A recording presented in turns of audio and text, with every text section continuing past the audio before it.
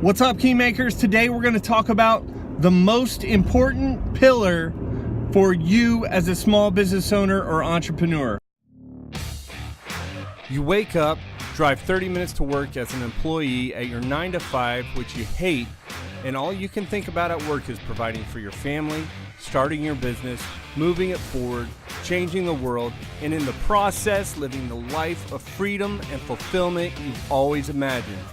This podcast helps you transition from employee to entrepreneur. My name is Bradley G. Smith, and welcome to the Keymaker Nation podcast.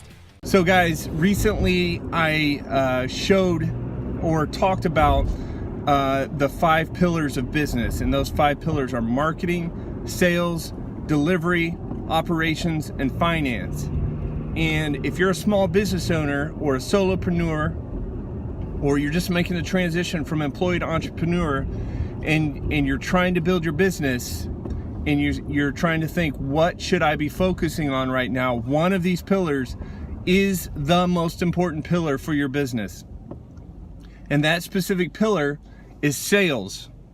And so you've got to be thinking about, how can you become a better salesperson, and how can you get more leads and more clients? And so if you work your way backwards from there, you say, okay, I've got to sell something, but I don't have anybody to market to. Well, then you have to do one of two things. You have to work backwards from there, and you have to figure out, how am I going to get people to the offer that I'm going to create? And you say, okay, I don't have an offer yet. So then you have to figure out, what is my offer going to be? I have to create a product or service, or I have to be a coach of some sort. So what is my offer going to be? And so you have to figure out how to create an offer. And so an offer doesn't necessarily mean just a product. It could be a bundle of products and services, but you have to have an offer to give to your clients. And the best way to do offers is to create a value ladder of offers. But that's for another time and place, and I've already gone over value ladder in some of the previous episodes. But okay, so we've worked our way backwards. We said we don't have an offer. We created an offer, but maybe you let's work even backwards from there for a second. Maybe you couldn't create an offer because you don't know how to create an offer, because you're not an expert yet. So you have to become an expert in something. So how do you become an expert in something? Well, you consume as much material on the topic as possible, right? We're talking about moving from employee to entrepreneur. So I talked about in one of my previous episodes how to become an expert in something, and what that means exactly. To become an expert in something, you don't have to spend 10,000 hours in something to become an expert. You only have to learn something and then share what you've learned, right?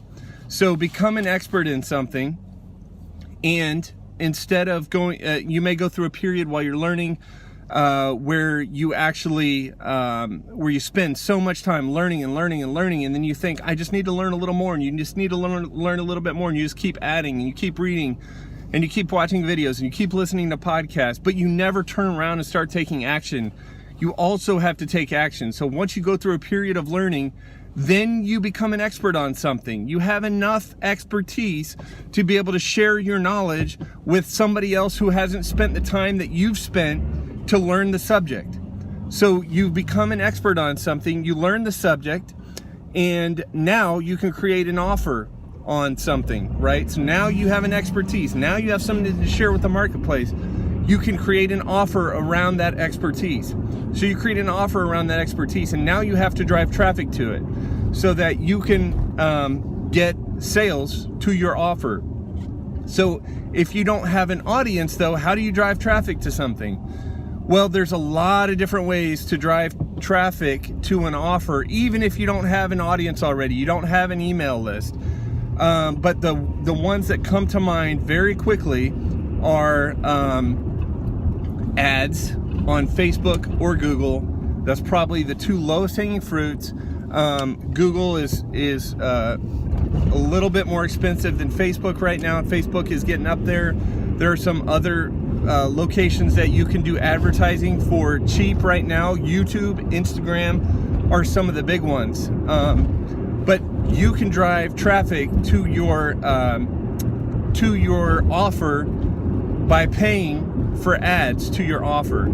And the most ideal scenario, though, is that you drive potential prospects to a lead magnet so that you can get people onto an email list, and they go from traffic you're controlling via the ads to traffic that you own because they're on your email list and they've given you permission to market to them at any time.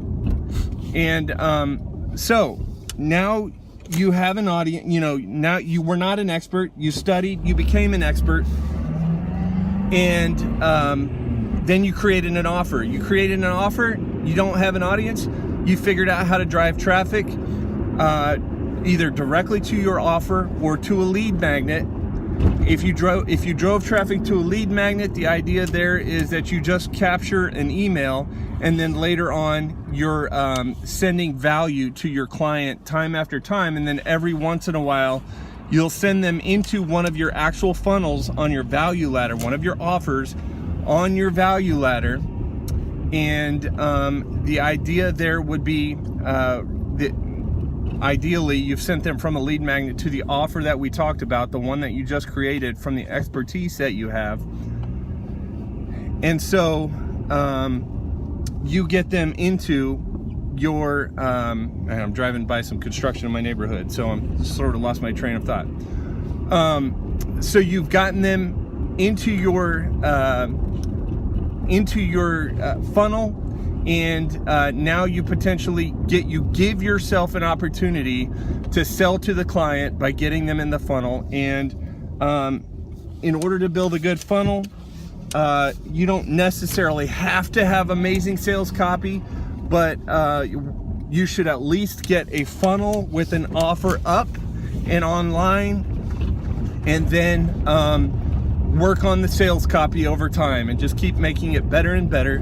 But generally speaking, I talked about this in yesterday's episode, where if you're driving cold traffic, the idea is that you talk about the problem that the niche is experiencing that you're advertising to. And then once they understand the problem, you drive them a little bit further down your funnel, whether that's to another landing page or from an email to a landing page, where you talk more specifically about the solution to their problem. And even further down the funnel, you talk about your company and your specific solution for their problem. And that is what you should be focusing on, sales. But if you can't focus immediately on sales because you don't have an offer, work your way backwards. Just to recap here real quick, work your way backwards all the way to you don't have any expertise on a topic. You're moving from employee to entrepreneur, or you're a solopreneur and you're still trying to figure out what your expertise is and what you're going to be selling.